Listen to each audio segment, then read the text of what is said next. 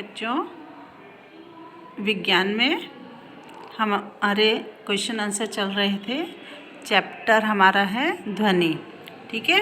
उसमें हमने 10 तक के क्वेश्चन आंसर कर लिए हैं, 9 तक कर लिए हैं। उसके बाद 10th जो क्वेश्चन है वह है वर्णन कीजिए कि ध्वनि प्रदूषण मानव के लिए किस प्रकार हानिकारक है। तो मैंने आपको जब ये चैप्टर पढ़ाया था उस समय आपको नोट्स भी भेजे थे, तो उसमें मैंने आपको ध्वनि प्रदूषण मानव के लिए किस प्रकार हानिकारक है बताए थे।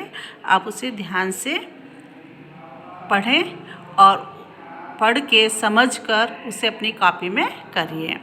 फिर नेक्स्ट क्वेश्चन है 11। आपके माता पिता एक मकान खरीदना चाहते हैं। उन्हें एक मकान सड़क के किनारे और दूसरा सड़क से 3 गली छोड़कर प्रस्ताव किया गया, यानी उन्हें मिल रहा है, किसी ने प्रस्तावित किया है। आप अपने माता पिता को कौन सा मकान खरीदने का सुझाव देंगे? अपने उत्तर की व्याख्या कीजिए। देखिए, इसमें मकान खरीदने का जो है ध्वनि से संबंधित है। यदि सड़क के किनारे मकान ले लिया जाए तो वहाँ पर क्या होगा? ध्वनि प्रदूषण अधिक होगा। जबकि अगर सड़क को से 3 गली छोड़कर यदि मकान है तो वहाँ ध्वनि प्रदूषण कम होगा। तो ध्वनि प्रदूषण कम हो, इसके लिए हम को क्या लगेगा कि अच्छा मकान कौन सा होगा खरीदने के लिए? सड़क से 3 गली छोड़कर जो मकान है वही हमारे माता पिता को लेना चाहिए। तो हम इसी का सुझाव देंगे।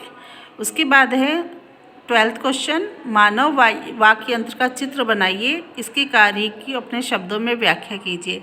ये क्वेश्चन भी मैं आपको करा चुकी हूँ। वाक्य यंत्र यदि आपने नहीं किया है तो वाक्य यंत्र का चित्र जो नोट्स में मैंने आपको भेजा था उसमें करिए आप, और इसका कार्य भी मैंने आपको समझा चुकी हूँ। उसके बाद 13th क्वेश्चन है आकाश में तड़ित और मेघ गर्जन, यानी बिजली चमकना और आवाज़ होना, बादलों की आवाज़ होना की घटना एक समय पर तथा हमसे समान दूरी पर घटित होती है, लेकिन हमें तड़ित पहले दिखाई देती है और मेघ गर्जन बाद में सुनाई देती है। क्या आप इसकी व्याख्या कर सकते हैं? हाँ, हम इसकी बिल्कुल व्याख्या कर सकते हैं, और ये बात सत्य भी है कि जब भी बिजली चमकती है और गड़गड़ाहट की ध्वनि होती है तो हमें बिजली तो पहले दिखाई दे देती है लेकिन आवाज़ बाद में सुनाई देती है। इसका कारण क्या है? जो बिजली जब चमकती है तो उसमें बिजली जो होती है हमारे तक आने पर उसमें प्रकाश का वेग भी होता है।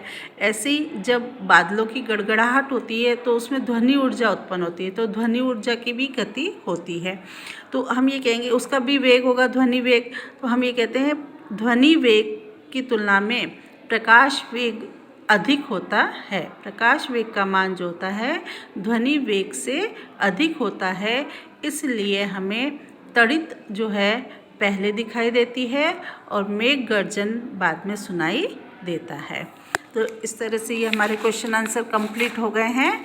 आप अपने जितने भी बच रहे हैं क्वेश्चन सभी करके मेरे पर्सनल व्हाट्सएप पर इसे भेजिए। फिर अपन नेक्स्ट टाइम में मंडे से दूसरा चैप्टर पढ़ेंगे।